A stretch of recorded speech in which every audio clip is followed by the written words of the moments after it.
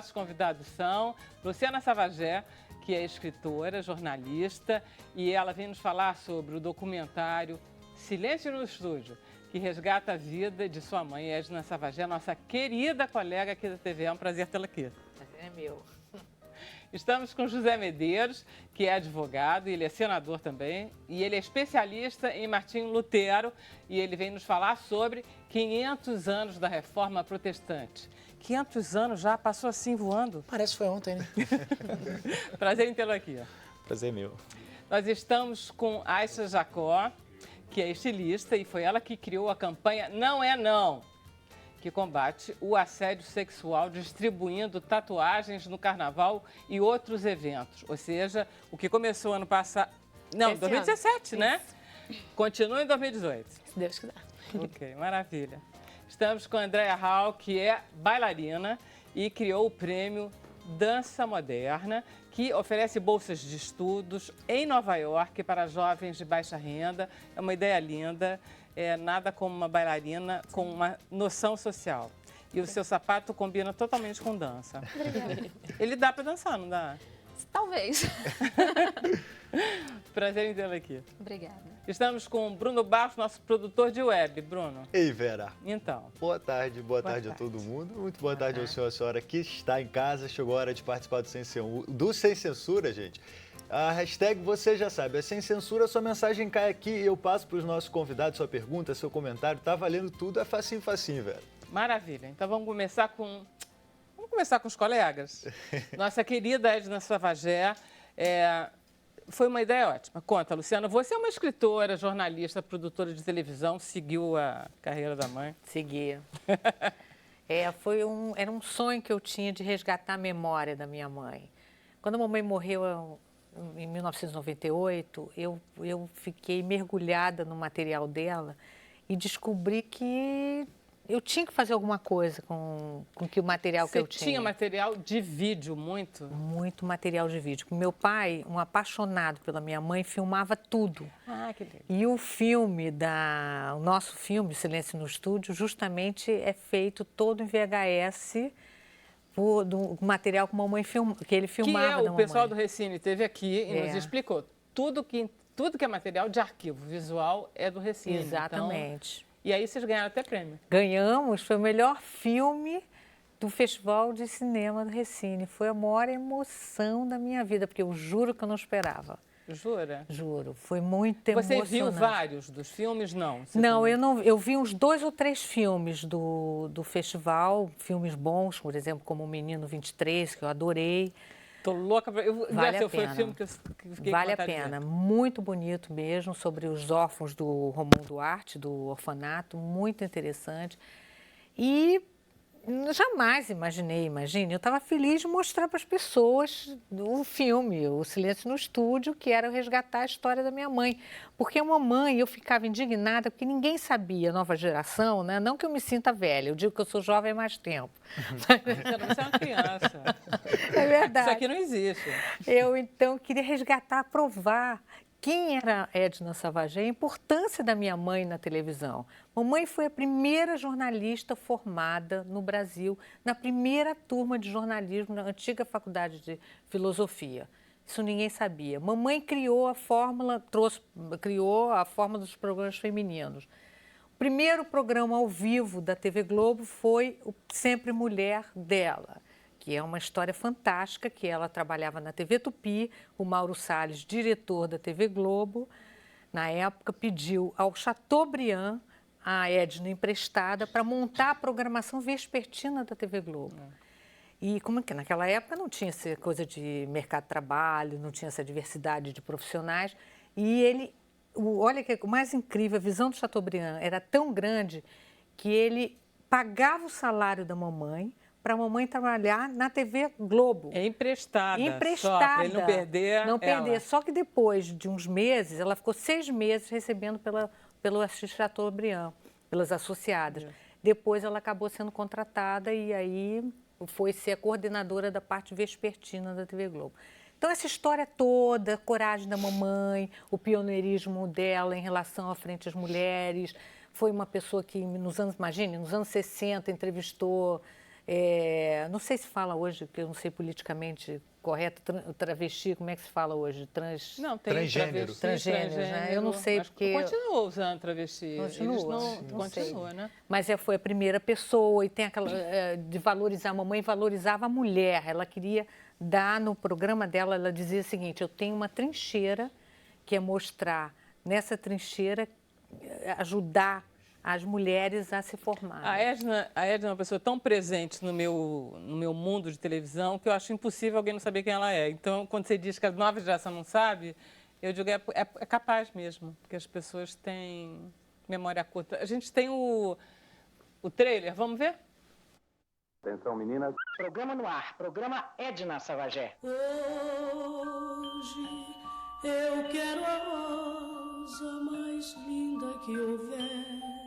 É uma das primeiras personagens da infância da televisão brasileira. Tinha um saber estar, um saber contactar. Os programas dela eram um programa de gente, de ser humano. Era como se ela abrisse a janela e falasse com os telespectadores de igual para igual. Achei que eu poderia fazer um trabalho de abrangência social com um programa de televisão. Eu acho que a televisão se faz com audácia. Era tudo no gogó. Eu achei uma piada. Escrevia duro. É uma bruta de uma piada. Defendia os direitos das mulheres, era uma pessoa de uma personalidade intensa. Os cambalachos vão ser feitos, vão continuar sendo feitos, mas vão aparecer. Ela é uma unanimidade da televisão brasileira. Tem romances já famosos, Plenamente Solidão, O Silêncio do Estúdio. Uma vez um jornalista perguntou para ela, Edna, você acabou de escrever um livro que só fala de solidão. Mas, no entanto, você é uma pessoa tão comunicativa, tão alegre. Você é uma pessoa de duas caras? Ela falou, sou. Quem não é?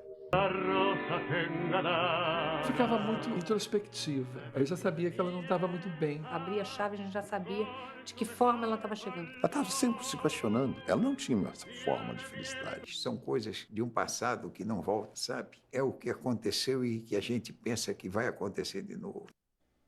Que delícia, tá bonito o trailer. Gostei. Ficou bonito. Quanto tempo você demorou para fazer?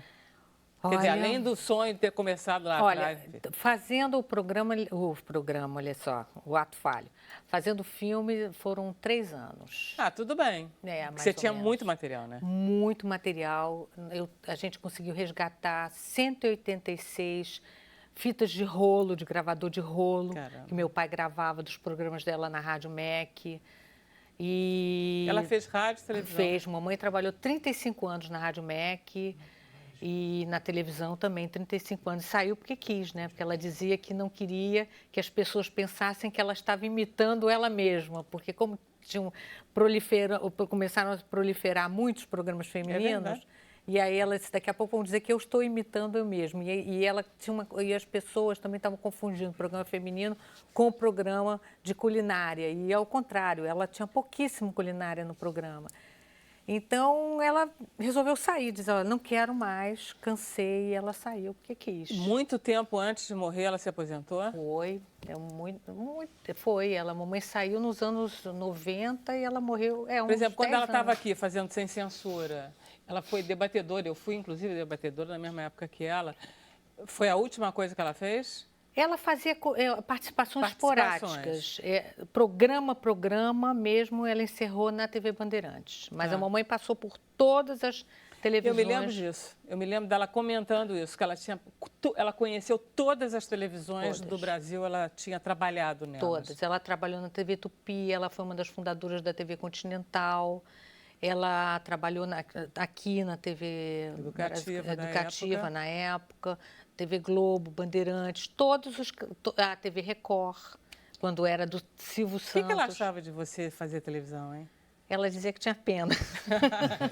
Dizia, não, mas você não fazia, porque você foi repórter, porque você, ao contrário dela, que sempre foi a apresentadora, você fez tudo. Foi. Você... Eu não quis nunca apresentar programa. Eu fui convidada várias vezes para apresentar programa. Eu tive um programa na Bandeirantes Infantil uma época e comecei minha vida profissional um dia apresentando porque a mamãe queimou o pé e eu fui obrigada a apresentar o programa dela na TV Tupi. Foi um acidente de percurso, não tinha quem apresentasse, aquela coisa improvisada, e eu apresentei. Me lembro como fosse hoje, dia da morte da Clarice Lispector. Nossa. Olha só que loucura. Mas eu sempre quis trilhar um outro caminho diferente do dela, porque me incomodava uma determinada época, na minha juventude, ser filha da Edna Savagé. Mamãe era muito importante naquele momento e as pessoas sempre me tratavam, a Luciana, filha da Edna, e aquilo me incomodava horrores, embora eu tivesse um orgulho enorme. Claro. E aí eu disse assim, não, eu quero trilhar o meu caminho profissional diferente. Então eu resolvi ir pelos bastidores. Eu nunca quis, não tinha vontade de apresentar. E aí eu fui pelos bastidores, aí produzi, editei. Mas eu não sabia que ela tinha escrito 2 romances. Mamãe porque, para mim, você sempre foi muito escritora, porque você sempre fez muita questão desse seu lado de escritora, não foi? Com certeza. E isso também é dela. Também dela. Eu acho que eu herdei muita coisa. Mamãe tem 5 livros. Ela tem 3 livros de poema, 3 livros de poema, de poema, 2 de romances e 1 infantil. Ela fez 6. Olha só, e você e Emília se entenderam? Entendemos. Porque 2 mulheres, né, falando de um filme sobre a mãe de uma delas. Olha, foi difícil. Não, mas é o seguinte, eu não quis dirigir o filme. Eu quis, eu dei todo o suporte, o projeto era meu e tudo, mas acontece que eu queria que alguém tivesse uma visão diferente, a Edna, que tivesse uma visão um pouco mais objetiva, né? Enfim, e tivesse uma visão profissional de a dimensão de quem foi a Edna. Porque se eu estivesse fazendo, fosse editar, dirigir, eu, sem dúvida alguma, ia colocar meu lado emocional nesse filme. Então, achei que eu tinha que delegar, se é a palavra, a uma pessoa para fazer. Não, e a Emília é uma profissional de televisão, inclusive, Com quer certeza. dizer, ela pode fazer um documentário sabendo o que é a televisão, né? E incrível que a Emília disse que foi conhecendo a Edna e se apaixonando da Edna no decorrer do filme. A gente foi para mim uma catarse, né? Porque foi muito difícil, mexeu muito comigo, muito, lado emocional. Imagine, no Dia das Mães, no ano retrasado, quando eu fui mexer no papel, encontro uma carta em que ela se despedia da vida. Ai. Porque a mamãe, ela teve câncer e ela não lutou por isso. Ela... Se deixou? Deixou. E ela fez o percurso ao contrário que as pessoas fazem, de lutar, né? As pessoas lutam para... Mamãe não, disse, olha, já fiz o que tinha que dar, já fiz minha vida, e começou a se despedir das pessoas. E aí escreveu essa carta. Foi muito difícil, imagina, Dia das Mães. Você achou isso? Eu achar e eu chorei muito. Você devia até conhecer a carta, mas você tinha... mas eu não me lembrava, né? As fotos, todas essas fotos que tem no filme, que meu pai que tirou da mamãe. Então, a gente catalogou tudo. Vivo. Meu pai está, tem 90... O viúvo sofredor. Não sofredor, mas é um viúvo fiel. Ele gostava muito dela. Gostava muito, muito. Tanto que ele, no filme, ele diz assim, é um passado que não volta mais, que ele fala, né? Para ele também foi duro o filme, ver. A gente montou um bunker, sei lá como é que a gente pode falar, dentro da casa montamos lá na casa dele, e com vídeo, cassete, VHS, a gente catalogou todos os vídeos, porque os programas da mamãe eram ao vivo. Pois é, vocês tinham o quê? Ele que filmava em casa? Ele filmava, ele gravava os programas em VHS. Pois é, tá vendo, Bruna? A gente não vai entrar na história, porque os programas ao vivo, eles não ficam. Ficam, ficam na memória, né? Mas ficam. Não, e agora é diferente, porque agora tem internet. Então, muitos programas aqui de vocês estão... Não, mas é difícil a gente encontrar programas antigos, né, Luciana? Você sabe disso, que você trabalha com isso, né? Você faz arquivo N, inclusive, né? Trabalho Fica com lá memória. procurando aquelas coisas maravilhosas que depois a gente vê. Então, mesmo a memória da televisão, que é uma coisa tão recente, ela não é enorme. Teve o incêndio da Globo, então tem muito pouca coisa. Vocês têm muita sorte de ter conseguido isso. Foi muito bacana. Quando é que entra em cartaz? Está programado entrar no final de novembro. Ah, legal, já está em vista, sim.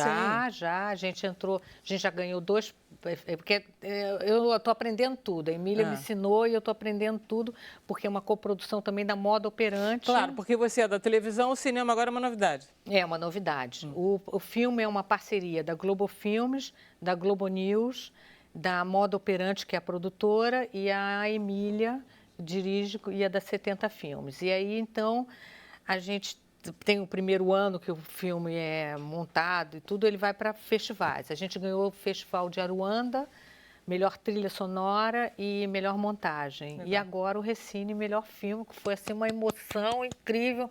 De 90 filmes, 25 selecionados, a gente ganha o melhor filme. Poxa, foi uma vitória, fiquei muito feliz. Maravilha. Muito feliz. Então, vai em novembro, acreditamos que no final de novembro... Então então quando assim coisa avisa, a gente avisa aqui. Com certeza. Maravilha. Vamos conversar sobre os 500 anos, uma coisa mais antiga. 500 anos de Lutero. Senador, qual é a sua ideia de pegar essa figura e festejar agora? Então, nós... Não estava vendo nada, era isso? Lá no Senado, nós temos um instrumento ali das sessões temáticas, né? Faz-se para homenagear alguns fatos importantes e até pessoas do Brasil e também do exterior, né? E no caso do Lutero, como nós temos aí 500 anos da Reforma, era um fato emblemático e tínhamos que fazer, né? Então, fiz o requerimento da sessão temática, foi um evento muito bacana, em que veio... Aí, foi ontem? Foi ontem. Aí chamamos o pessoal da igreja luterana, da presbiteriana, né? Essas igrejas mais que, vamos dizer assim, que participam ali do tronco da Reforma, né?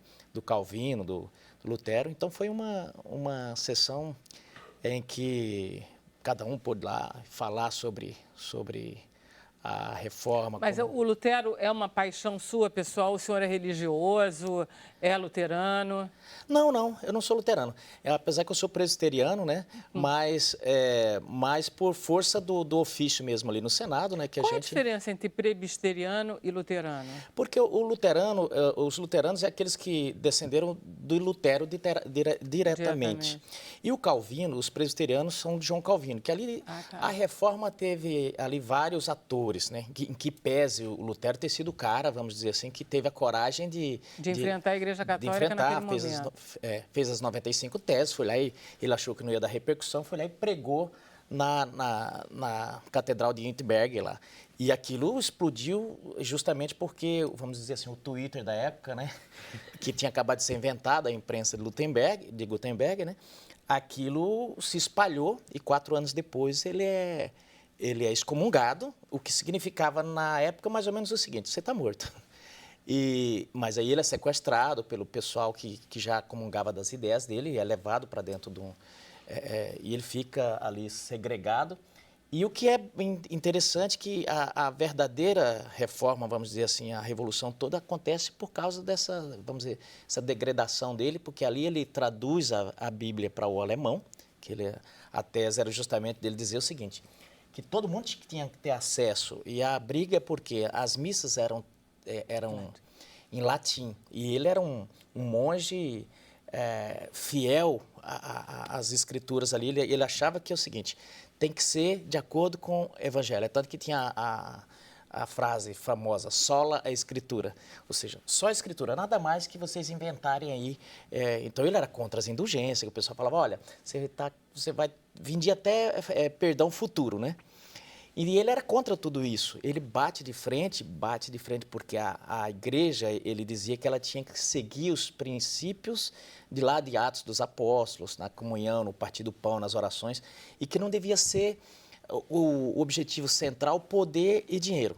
Então, ele, na verdade, o pessoal fala, ele queria dividir a igreja católica. Não, ele queria justamente isso, ele queria reformar, queria que voltasse ao evangelho. E aí, daí, por isso, evangélicos. Então, tem muita gente que fala, olha, sem conhecer muito a história, acho que a igreja católica... Não, os cristãos é um tronco só. Eles saíram ali, e aí o Lutero, junto com Calvino e outros, eles entendem que teria que haver uma volta àquele evangelho, uma volta àquela fé, aquele primeiro amor, e é isso que há um debate, e aí sim, vira... Inclusive, tem a Guerra dos 30 Anos lá, quer dizer, tiveram nações que eram tradicional católica contra esses novos evangélicos, protestantes. Então, isso revolucionou não só a parte da religião, mas revolucionou o mundo como um todo. É verdade, sabe que eu estava pensando que tem alguma coisa, mal comparando, né? Porque a gente fica procurando coisas... Eu estava vendo um filme sobre Edward Snowden, né? Que, de repente, ele estourou uma situação de poder, né? Quando ele põe em questão uma agência americana de comunicações, assim, não, isso está errado, eu quero de outro jeito. E está lá sozinho na União Soviética, que nem o Lutero ficou 2 anos lá traduzindo a Bíblia. O negócio dele vai ser pior um pouco, hein, do Snowden. Deixa eu fazer um intervalo. Sim. A gente vai continuar conversando sobre Lutero depois do intervalo. Sem Censura, volta já.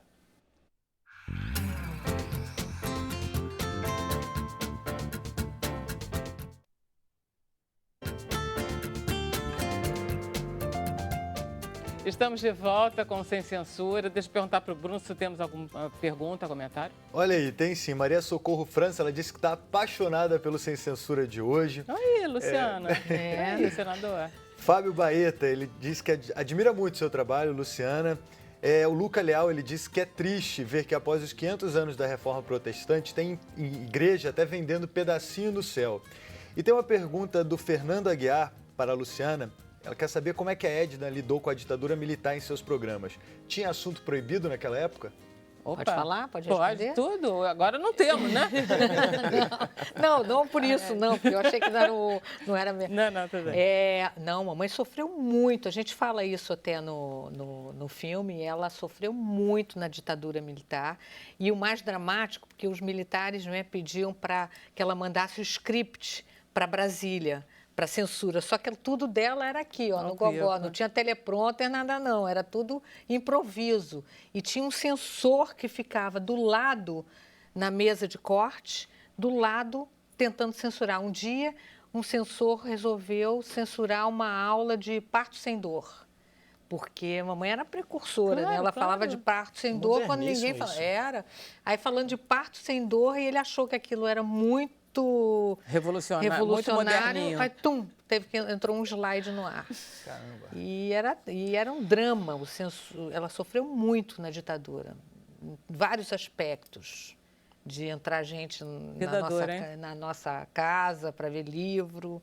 Eu me lembro pequena. É uma história longa e punk. Mas que vocês abordam no filme.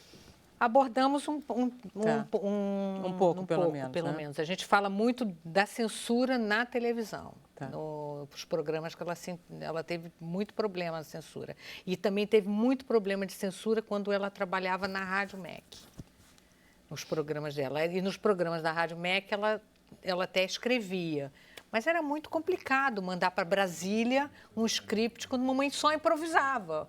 Tudo ela falava, né? Ela improvisava. E é tão atual, não sei se você notou, na última fala dela no filme, no trailer, ela diz assim, os corruptos vão aparecer. Isso nos anos 80. Né? Incrível. Muito bom, muito bom. Podemos seguir com o Lutero aqui? Vamos nessa. Então vamos. Bom, aí nós estávamos na importância dele e no fato de, depois de 2 anos, ele ter voltado e ter conseguido estabelecer...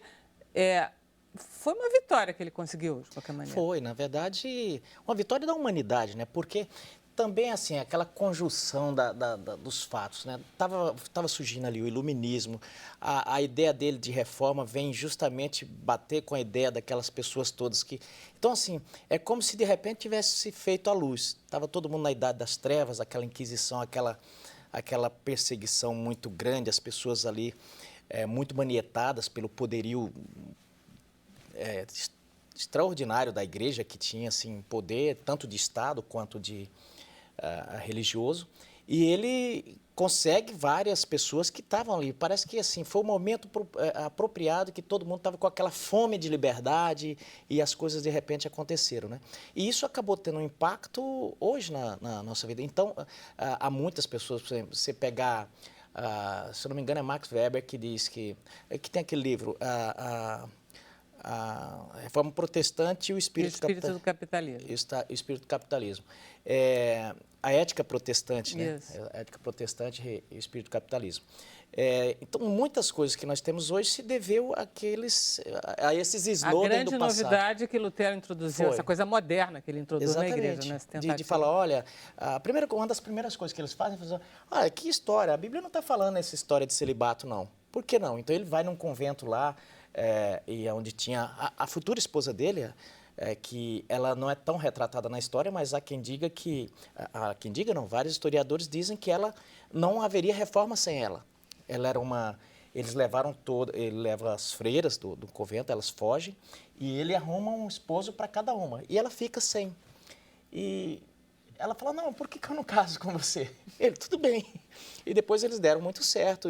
E ela acabou sendo, segundo os historiadores, muito importante se eu não me engano, Catarina é o nome dela, em toda a concepção da reforma. Então, é uma história muito rica e que eu tenho até que parabenizar a presbiteriana, porque eles fizeram várias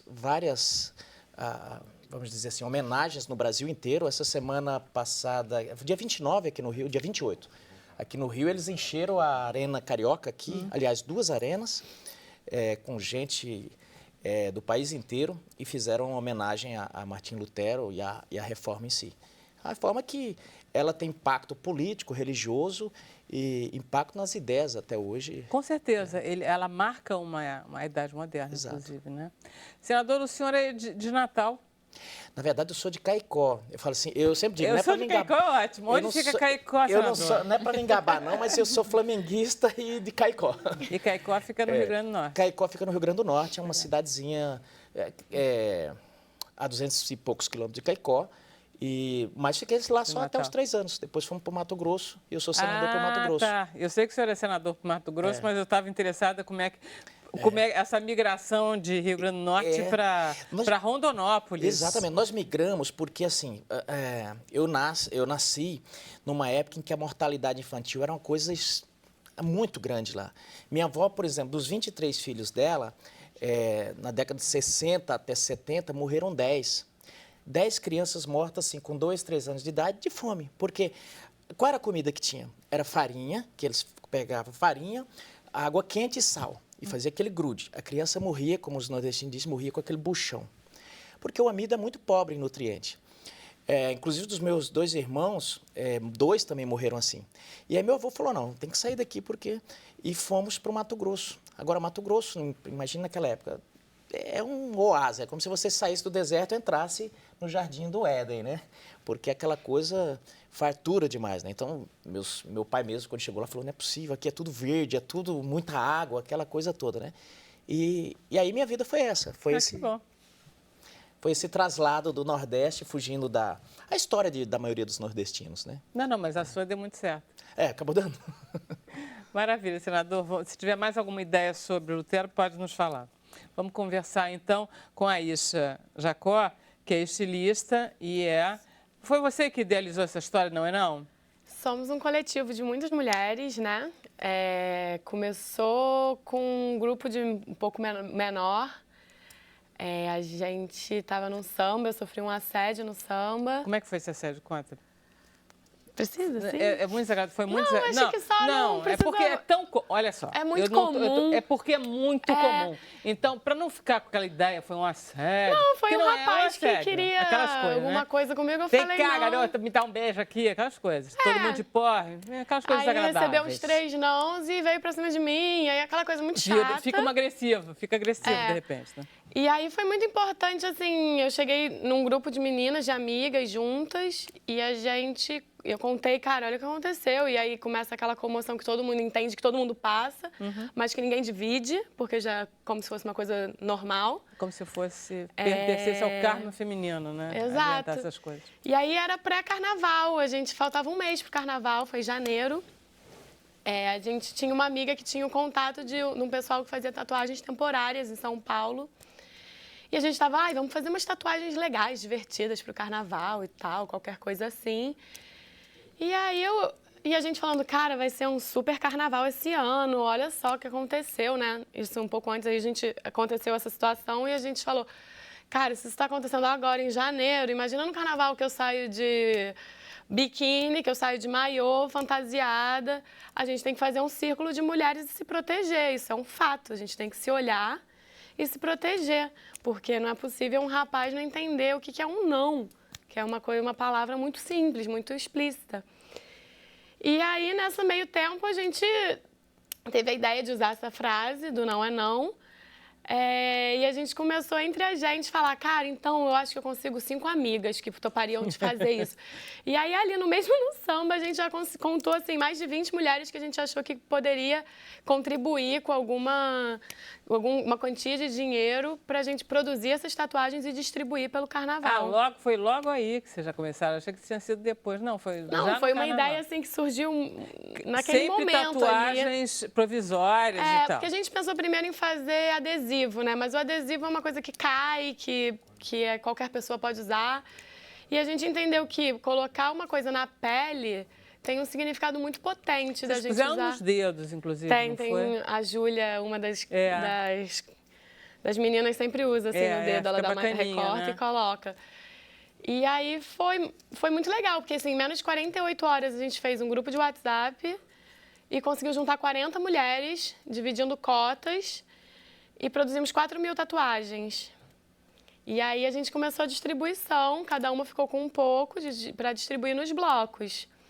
E a gente distribui só para as mulheres. E foi uma adesão muito grande, isso que foi muito legal, assim, foi muito surpreendente. Né?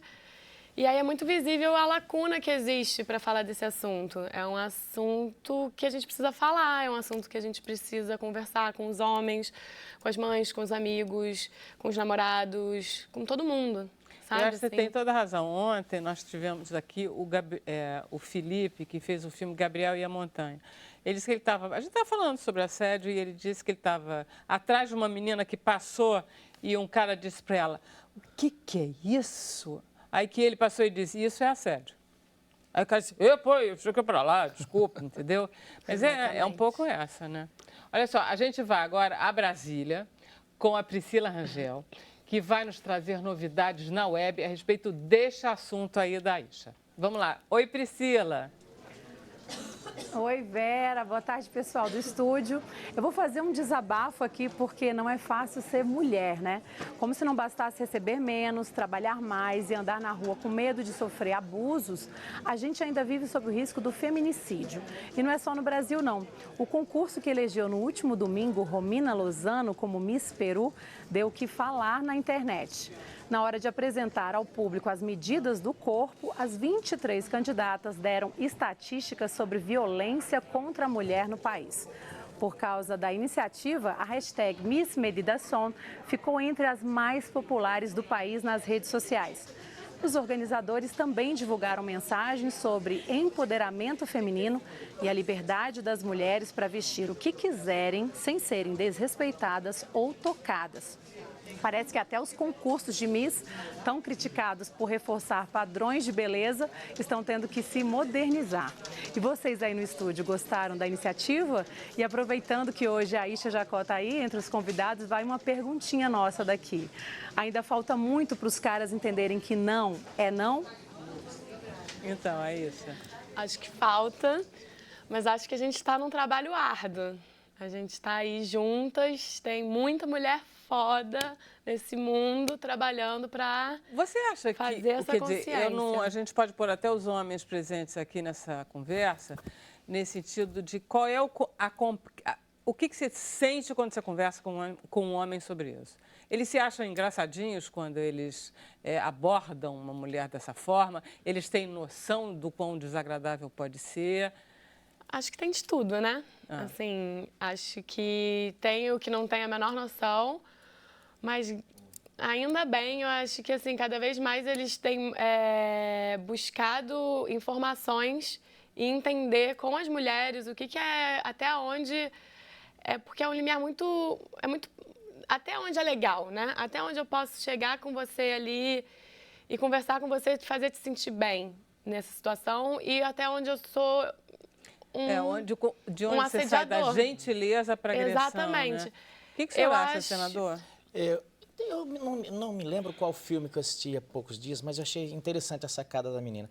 O sujeito dá uma dessas cantadas bem de canteiro de obra, né? E aí ela olha e fala, qual o índice de sucesso dessa sua? Só para eu saber. Porque eu acho que o índice é 0. Eu digo isso porque eu era criança, eu vim da roça, morar na cidade. E tinha 9 anos. E eu me lembro que eu achava ridículo, com 9 anos, porque eu ficava numa padaria, a minha tia tinha morava próximo à padaria, ficava ali brincando. E passava as meninas na calçada e as pessoas ficavam tomando cerveja ali, aquela olhada básica e aquela chupada de dente horrenda, né? Nossa, aquela coisa. Eu achava ridículo aquilo. E eu tinha 9 anos. Quer dizer, eu falo que o sujeito que minimamente tenha 2 neurônios conectados, ele vai ver que é uma abordagem. É sobre tudo isso que ele falando, que eu adoro. Índice de sucesso 0, né? Nunca vi ninguém levar uma menina, ganhar alguém com essa brincadeira. Nunca vi isso. Não existe, né? Quer dizer, então, se não ganha ninguém, tem agressividade aí. Por falar em agressividade, teve um fato interessante na campanha lá no Mato Grosso. Nós estávamos andando e tinha uma prefeita lá, candidata a prefeita, ela é muito bonita mesmo, é padrão modelo e tal. Só que o marido delas... Padrão modelo é bom. Padrão modelo, né? Padrão essas modelos, esse padrão de beleza. Toma aí, cuidado, senador. Está entrando em terreno movediço. É complicado. Mas assim, quando eu digo assim, ela... Enfim, vocês entenderam, a mulher era bonita. O que aconteceu? O marido dela logo atrás e muito bravo. E o sujeito faz uma dessa. Mas olha, ele deu um soco nesse sujeito. Deus. Então essas coisas nem sempre terminam bem. O que a gente tem aprendido muito é que a conversa e a troca de informação tem sido a melhor forma de reeducar, porque a gente não tem que só reeducar os homens, a gente também tem que se reeducar. Sim. Então, acho que o nosso projeto é um projeto de reeducação geral, assim, de entender o nosso corpo como escolha, o nosso corpo como batalha, o nosso corpo ali presente e...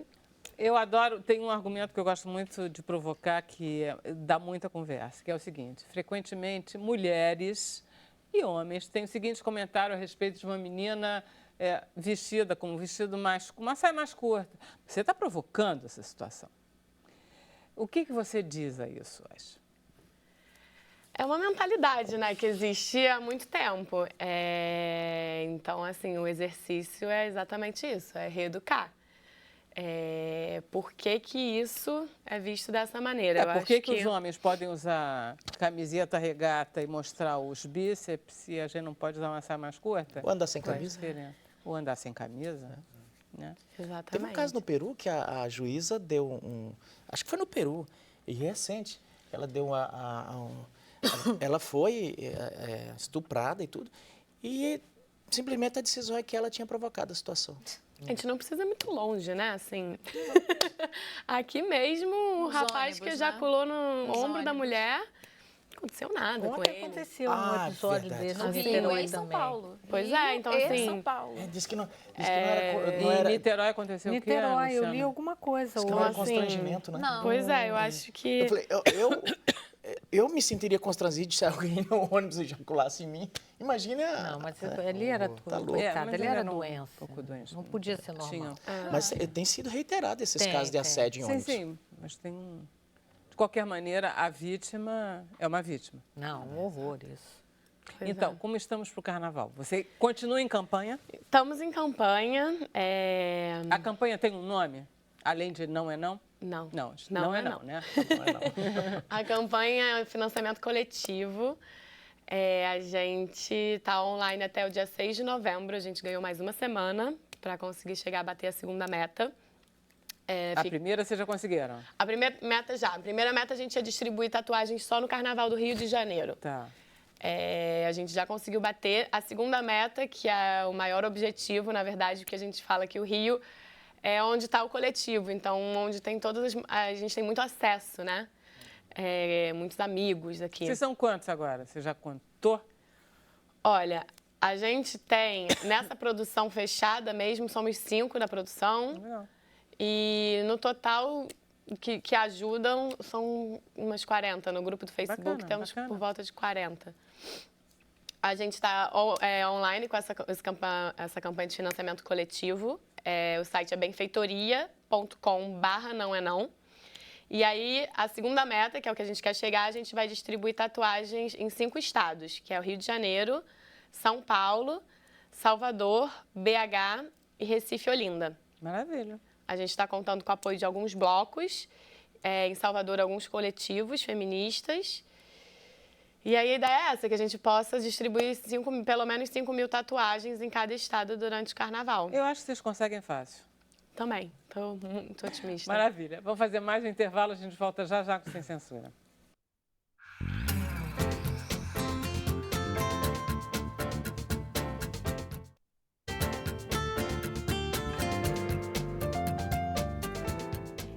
voltamos com Sem Censura. Deixa eu perguntar para o Bruno o que temos como perguntas, comentários. Olha aí, Vera, Mauro Pontes, ele diz que reconhece a importância de Lutero para a reforma protestante, mas ele diz que não pode deixar de lembrar das ideias antissemitas que ele teve e da perseguição aos judeus. Paulo Pobel, ele disse que já admirava o senador José Medeiros por sua atuação na política, mas ele admira agora mais ainda porque descobriu que o senhor é flamenguista. É isso mesmo? Olha só. Não é para me engabar não, mas eu sou flamenguista. Boa. Ele também é, o Bruno. Aí a gente até divulga, coisa boa a gente tem que... Tá certo, tá certo.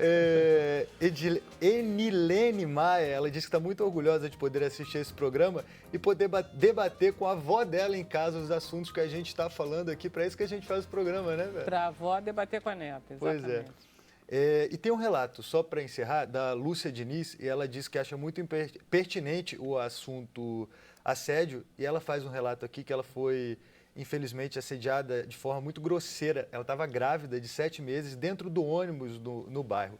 Foi triste, chorou, e ela disse que hoje em dia ela fica feliz de ver toda essa... E tem uma pergunta do Gabriel Menezes, ele pergunta se aqui no Brasil, se você acha que cair nela, se o assédio aqui é maior ou menor do que em outros países? Acho que, assim, não sei se é maior, né? Não sei as estatísticas, assim, mas eu sinto muito forte aqui. Mas eu acho que está no mundo todo, acho que é cultural, assim, acho que a gente está num exercício do mundo para melhorar isso, não é o Brasil alguma coisa que a própria não. mulher está se tocando, que podia passar por um cortejo, uma coisa assim, era na verdade assédio, né? Exatamente, exatamente. Você, o que você acha, Andréa? Como toda mulher, também eu já tive situações de assédio até bem graves e, assim, existe um constrangimento, é uma situação... Inclusive, existem... no meu caso, foi até mais grave, porque foi uma coisa da minha infância, mas existe... causa efeitos colaterais. Você tem trauma pós... como é que fala? Depressão pós-trauma, né? E aí você entra em depressões e você tem uma série de problemas. Acho que essa é a importância da gente poder exato. Falar sobre esse assunto e como trocar. O assunto é velado e aí existe todo um constrangimento porque você não quer expor e porque você acha que talvez você tenha provocado, entendeu? Então Óbvio. Existe toda uma estrutura que não lhe dá conforto, não lhe dá uma liberdade para que você também possa falar sobre isso sem um peso. Ou então colocando os limites adequados para isso. Tem toda a razão. É mais complicado do que parece. Nós estamos na CPI dos maus-tratos infantis agora e um dado que está aparecendo muito grave é que fica mais difícil ainda para quem é assediado, porque a grande maioria é de pessoas próximas e isso dificulta ainda mais a pessoa falar. Exatamente. Ou então quem está chegando, né? Vamos lá, André, vamos falar desse prêmio Dança Moderna. Sim. Você é bailarina, então conta a história da sua vida. Engraçado que no intervalo eu estava conversando com a Luciana. A Luciana conheceu o meu avô e a minha mãe. Meu avô era o Davi Hall, que trabalhou na TV Tupi, TV Continental, tem uma história na televisão. E a minha mãe dava aulas de ginástica no programa da mãe da dela. Edna. Uma vez por semana ela dava aula de ginástica. Qual é o nome da sua mãe? Minha falecida mãe era Rebeca Hall. Rebeca Hall. E a Rebeca... Eu acho que você vai ter agora que fazer um filme sobre... Boa. Eu acho que deu certo no caso da Luciana. A gente depois troca contato. Com certeza. Eu comecei a dançar por influência, obviamente, da minha mãe, da minha família. Ela abriu aquela academia nos anos 70. Eu comecei a dançar com 5 anos de idade.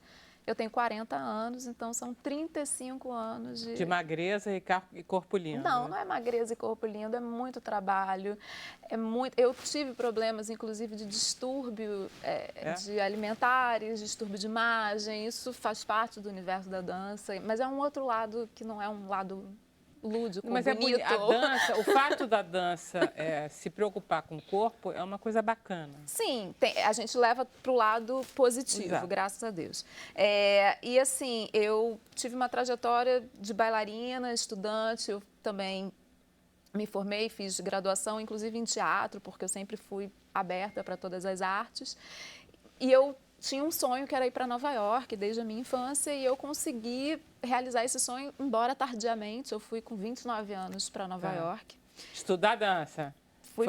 Depois que eu já era pós-graduada, já era professora, desde os 15 e tal, mas existia algo incompleto na minha trajetória, que era exatamente ir para Nova York, que é a capital da dança moderna. O meu estilo é dança moderna, que é uma dança que é pouco divulgada, principalmente na contemporaneidade. As pessoas falam da dança contemporânea e, sobretudo no Brasil, elas esquecem que a dança moderna é o que dá os fundamentos para a dança contemporânea. É o que fundamenta, é o que dá toda o conteúdo da dança contemporânea. Em termos brasileiros, moderna. é Débora Coker, é Exato, balé estágio, mas o balé estágio, o balé estágio é antigo já. O balé estágio tem mais de 40 anos, o corpo também tem uma trajetória larga, mas a dança moderna feneceu no Brasil. O ensino da dança moderna feneceu com o advento da contemporaneidade. E a minha pesquisa, assim, eu fui uma das últimas bolsistas da extinta Rio Arte, que depois foi absorvida pela Secretaria das Culturas. Isso, a minha mãe ainda era viva. E ela me estimulou a fazer esse projeto, e meu projeto foi a dança moderna no Brasil, um panorama histórico. Legal. Então, eu viajei o Brasil inteiro, eu entrevistei pessoas que hoje já são falecidas, que foram as pioneiras da dança moderna no Brasil, como René Gumiel, Vera Kumper, a própria Angel Viana. Fiz todo um trabalho de mapeamento mesmo, histórico, e eu percebi que faltava para mim essa ida para Nova York para mergulhar na fonte, né, da dança moderna. Que era? No meu caso, eu fui para a Martha Graham School de Nova York, que é assim, a companhia de dança moderna mais antiga do mundo em atividade. A Martha Graham School, a Martha Graham Dance Company, ela foi fundada em 1926 pela Martha Graham. Martha Graham faleceu em 1991 com 96 anos e mais de 7 décadas de trajetória artística. E a dança moderna ou contemporânea no mundo existem antes e depois dessa mulher. Da Martha Graham. Exatamente por dificuldades que eu passei em Nova York, por ser uma brasileira, por ser latino-americana. Eu estou com medo que a gente daqui a pouco termine o programa e você não falou do prêmio. Exato. Porque a gente, como tem 15 minutos depois no Facebook, a gente pode falar. Exatamente por eu não ter tido bolsa nem nada, ao voltar para o Brasil e ser produtora, eu criei o Prêmio Dança Moderna, que é para levar as pessoas a Nova York com tudo pago. Então, eu já faço isso há 4, 5 anos seguidos, com patrocínio da Prefeitura do Rio. E acho que a gente tem um vídeo que eu trouxe, eu não sei se vai dar tempo de passar. Não, vamos passar. Dos contemplados que hoje residem em Nova York e foram ajudados por esse prêmio. Muito bacana. André, o teu projeto é tudo de bom. Vamos passar o vídeo, Emília. Vai dar tempo. Nos últimos 6 meses eu tenho dançado com a Escola do Limão. Então amanhã vai ser a última apresentação, que as meninas vão se formar pelo programa e eu vou dançar como convidada. As oportunidades que eu tô tendo aqui de dança, de conhecer as pessoas. Imagina, ontem eu fui na gala de 50 anos do Metropolitan. Às vezes eu paro, sim, olho em volta e falo, caraca, como é que eu tô aqui, como é que eu tô vivendo isso tudo. Nossa, é incrível, é incrível. Acho que só tem a agradecer, né? Toda a família, a todo o mundo da dança, ao Congresso de Dança Moderna e a Andréa Hall, que sem ela realmente a gente não estaria aqui. Sim. Não estaria vivendo a verdade, que é um sonho quase impossível. Estar em uma sala de aula em Nova York é uma coisa assim inimaginável que vai ficar para sempre, para a vida inteira e a gente só tem a agradecer mesmo. É uma delícia. Eu que adoro o filme de balé, que fico vendo, Essas pessoas não teriam oportunidade financeira de fazer uma viagem como essa. O Prêmio Dança Moderna é o prêmio de dança mais completo da América Latina. Você escolhe e ele fica 4 semanas? Não, exato, 1 mês com tudo pago. Geralmente nos festivais, você recebe nem a passagem, você recebe as aulas. Olha, você ganha uma bolsa no Miami Ballet, se vira, vai. A gente teve uma menina aqui. Então, aí as pessoas ficam desesperadas pedindo vaquinha, passagem, ela vendia brigadeiro no metrô. Então, e aí eu resolvi, ou eu daria um prêmio completo, até porque eu passei dificuldades extremas em Nova York para me manter lá. Então, a partir do momento em que eu tive a possibilidade de outorgar algo a alguém, ou eu vou fazer completo ou não vou fazer, porque é maldoso. Você dá uma bolsa para uma pessoa muito pobre, né? No caso, esse menino Leonardo é um menino de Saquarema, muito pobre, de uma família muito... Ele é um talento, esse menino já está há 2 anos em Nova York, no Alvin Ailey, que assim, é uma das maiores escolas de dança moderna do mundo, com reais possibilidades de entrar nessa companhia e saber que eu tive assim, o privilégio, a oportunidade de mudar a vida de uma pessoa. Eu posso fazer muito mais por muita gente. Eu só preciso ter meus patrocínios. Pois é, você conseguiu patrocínio para isso. Você está desde 2014 dando esse prêmio? 2013? 2013 foi a primeira edição. O Congresso Brasileiro de Dança Moderna começou em 2011. Esse ano nós faríamos a nossa 7ª edição e nós não tivemos patrocínio nenhum. Eu não tive esse ano. Não se faz. Mas eu estou batalhando, eu agora estou fazendo outras parcerias políticas também e também estou indo para captação de recursos no setor privado. Então, assim, eu já me organizei como equipe, buscando captadores, conversando com pessoas, porque o projeto realmente é único e, inclusive, ele é pioneiro na América Latina. Acabei de voltar da Argentina, ninguém faz isso lá. Eu tenho gente que vem do Chile, do Peru, do Paraguai, fazer o congresso, porque eu trago os professores de Nova York para o Rio. Para eles escolherem? Não, as pessoas fazem aula durante uma semana, workshop, palestra, quer dizer, aprimoramento com as pessoas que são da elite da dança de Nova York. Quer dizer, quando que alguém teria recursos para ter essa aula? Então, a gente é um projeto de intercâmbio. São quantos você já levou para lá? Foram 9 contemplados até hoje. Olha só, deixa eu terminar o programa, a gente vai continuar conversando no Facebook, claro. Mas a gente tem que dar força, tem que encontrar um jeito de dar força para essa menina. Deixa eu agradecer muito a Luciana Safagé, foi um prazer enorme encontrá-la. Eu também, gostei muito. Ao senador José Medeiros, muito bem, boas-vindas. Eu que agradeço, só quero dizer para o rapaz a gente está acabando, você vai dizer no Facebook, peraí. A Isha Jacó, muito prazer. Obrigada. A Andréa Raul, muito prazer também, vocês que nos acompanharam de casa. A gente agora vai para o Facebook, você pode vir com a gente, pode ficar na TV. A gente volta amanhã às 5 da tarde, certo? Fica lá.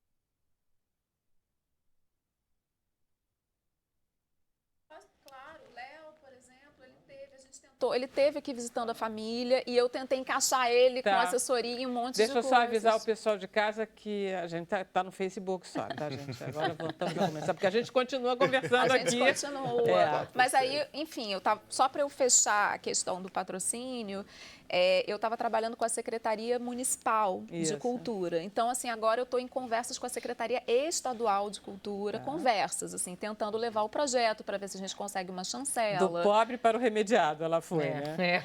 Mas, assim, a gente sempre pode conseguir, por exemplo, quando você tem uma chancela, você também tem acesso a outros aparelhos culturais. Por exemplo, eu já trabalho no Centro Coreográfico da cidade do Rio de Janeiro, que é deslumbrante, é um aparelho cultural municipal, da rede municipal, não sei se você conhece, que fica na Tijuca. Poucas pessoas conhecem esse aparelho, que é o primeiro centro coreográfico da América Latina. Qual é o endereço? Rua José Higino, 115. Inclusive, a gente vai ter um workshop agora de dança moderna, que é do dia 15 ao dia 19 de novembro, com professores nacionais de dança moderna. Eu vou dar aula e tem 2 professoras que também estão dando aula. Depois eu posso disponibilizar o e-mail para contato. Você não tem um site que eles possam consultar? Você dá o teu e-mail, tá bom. É um e-mail do nosso, que a gente tem uma página no Facebook, onde eu fico, e a gente tem a rede social, que é do Congresso de Dança Moderna. Como é que chama essa página? É Congresso Danca Moderna. Tá. E quem quiser entrar em contato conosco é contato@dancamoderna.com.br. tudo juntinho.com.br. E aí fazem as perguntas, como fazem a inscrição, aquilo tudo. O Centro Coreográfico do Rio é um aparelho deslumbrante. Ele tem um teatro para 150 pessoas. Os estúdios têm tamanho internacional. Então, quando eu trago meus professores internacionais, eles ficam deslumbrados com essa estrutura. Então, isso é do aparelho da Secretaria Municipal. Quando você vai para a Secretaria Estadual, você tem outros aparelhos pertencentes à rede, como o Teatro João Caetano, o Teatro Municipal do Rio. Você tem outros aparelhos. Então, assim, eu estou buscando outros contatos, mas nós ainda precisamos passar pelo portal, não só dependermos de aportes públicos, mas a gente ter aportes privados que não deixam de ser públicos porque eles funcionam através de dedução fiscal. Então, é um dinheiro que deixa de ser arrecadado pela União, ou pelo Estado, ou pelo município, mas que são remanejados para o projeto cultural. Então, é a única forma que tem do projeto continuar. Isso, e é preciso, mas é complicado, né, Isha? Você sabe... Estamos a aí duras na luta. penas, tirar R$10 é um problema. Bruno? Total. Antes de começar a ler as perguntas, eu queria deixar claro aqui para o Renancito, que é um telespectador que falou umas coisas aqui, que aqui todo telespectador tem voz, desde que respeite os nossos convidados. A pergunta dele não foi lida porque foi desrespeitosa, e ele falou um monte de coisa aqui, alguns outros telespectadores também falaram em cima, mas só não foi lida porque foi desrespeitosa.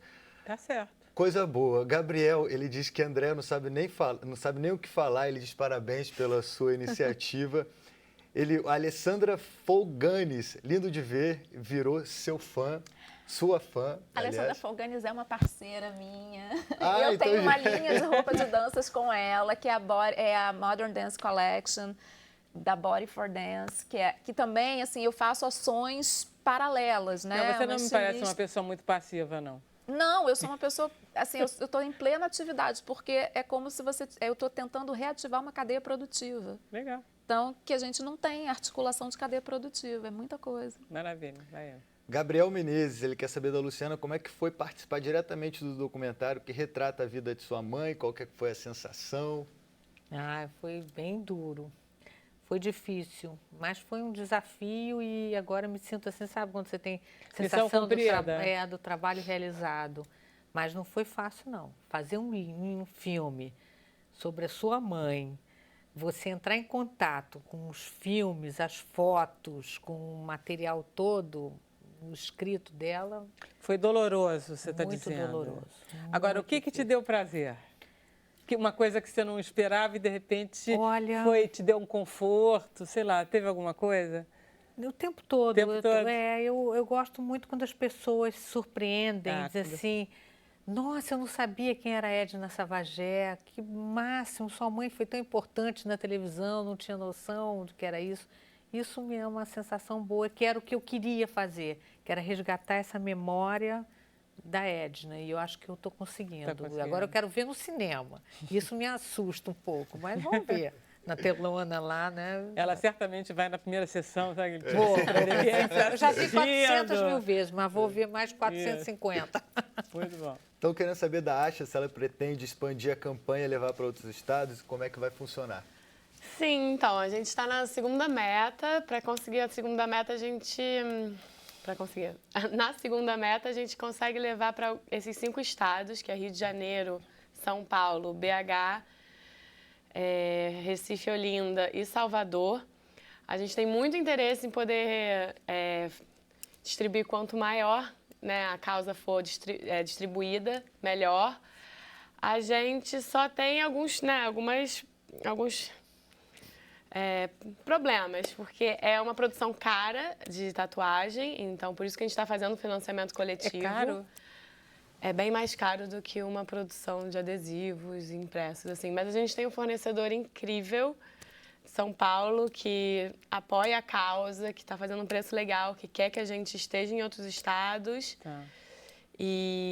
Mas a gente quer super, se tiver parceiros por Brasil, afora, só entrar em contato com a gente responde. tatuagensnãoenão@gmail.com. Ah, legal. Mas as pessoas, Pode. curiosidade, as pessoas usam, quanto tempo ela fica a tatuagem? Ela fica até uns 2 dias, depende da sua intensidade de banho, e você de tá molhar. Não, depende da intensidade da banda que você foi. Ou do bloco que você do frequentou. bloco, isso com certeza. Tem nada a ver com banho, tem a ver com a intensidade da farra. Isso com certeza. Quanto você pula. Com certeza. E você está doando essas... Sim, a ideia é que a gente distribua isso no carnaval, de graça, para as mulheres. A gente não tem o menor interesse... Qual bloco vocês vão, hein? Conta pra mim. Quais blocos a gente vai? Em muitos. Vocês vão no Boitatá? É porque eu sou fã do Boitatá, então eu sempre pergunto isso. Eu fui no Boitolo esse ano, Você foi no Boitolo? Já tá bom. A gente vai no Boitolo, que é pela cidade toda, infinito, né? Tem bastante bloco por aí. Tem que começar no pré-carnaval. Essa Só quarta-feira 500. agora vai ter bloco. Já? Já tem. Esse domingo agora tem o ensaio do Tambores de Olocum, que eu danço e que é um dos nossos parceiros até. No Aterro, em frente ali ao Belmonte. É um ensaio bem legal, a gente já começou. Ah, tem aquele bloco que teve aqui, o Tropicália. Tropicália.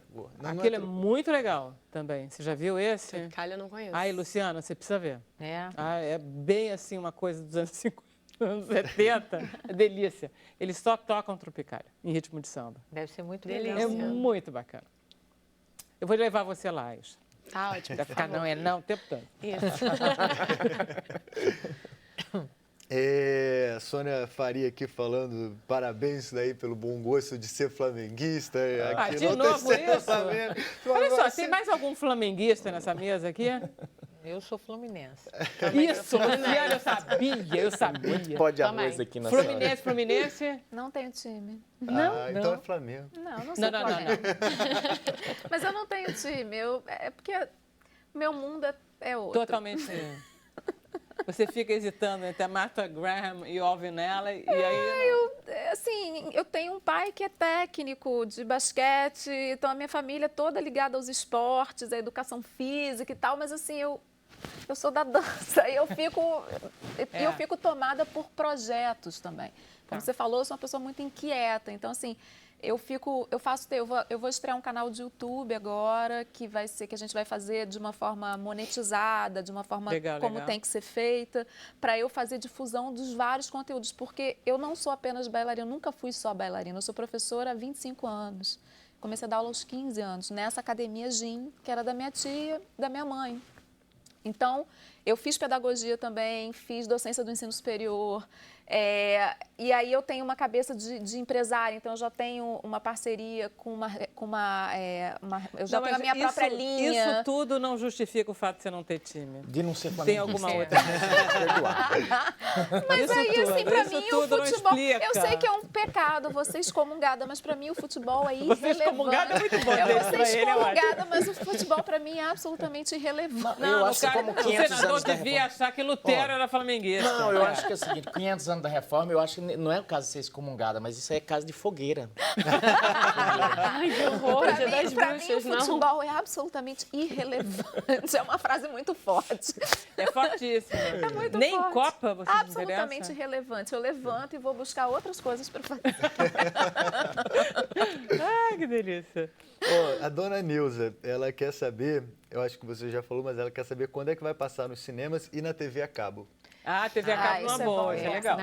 No cinema deve passar, está programado para o final de novembro.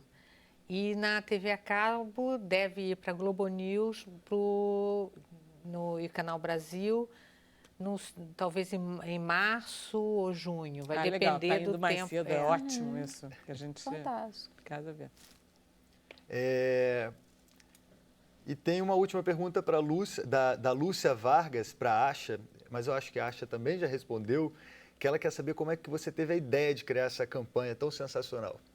Isso foi uma troca entre amigas, né? Foi um grupo de amigas conversando sobre assédio e entendendo a importância de estar juntas e de se reconhecer como grupo. E aí surgiu a ideia de fazer a tatuagem do Não é Não, de entender a potência que a gente tem como mulher ali para se reeducar e se colocar nessa As mulheres batalha. não são assediadoras em relação aos homens, ou são? Eu acredito que tenham. Tem? Bem Também? menos. Muito menos. posso perguntar a vocês. Eu nunca fui assediado. Eu também não. Mas eu vi no filme com o Michael Douglas. Era Sherry Stone. Teve um filme. Sherry Stone assediava ele no filme. Foi a única vez que eu vi um assédio de mulher a um homem. É uma coisa... eu nunca fui. Ok, gente, foi um prazer tê-los aqui de novo. Nosso programa é o único programa que acaba 2 vezes, mas o prazer é absolutamente o mesmo. A gente volta amanhã às 5 da tarde.